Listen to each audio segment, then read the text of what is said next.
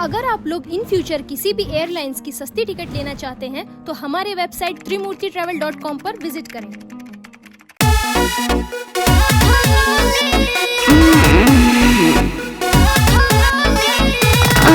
Music by Shankar Singh.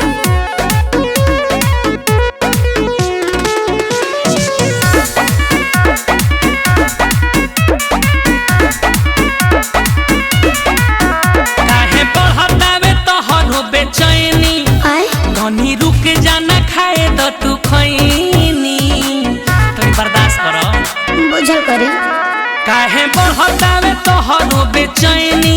अच्छा धनी रुक जाना खाए तो तू खैनी तबे काटम ताहर गोरे गोरे गलिया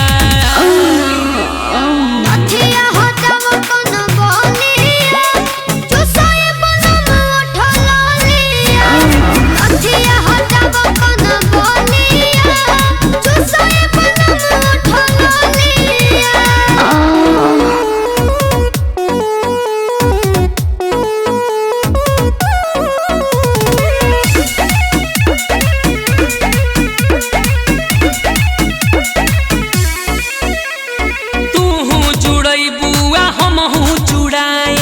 अगिया जवनिया के तहरा बुताए सुने अरे हम हुई है चाहतनी राजा अब सच्ची के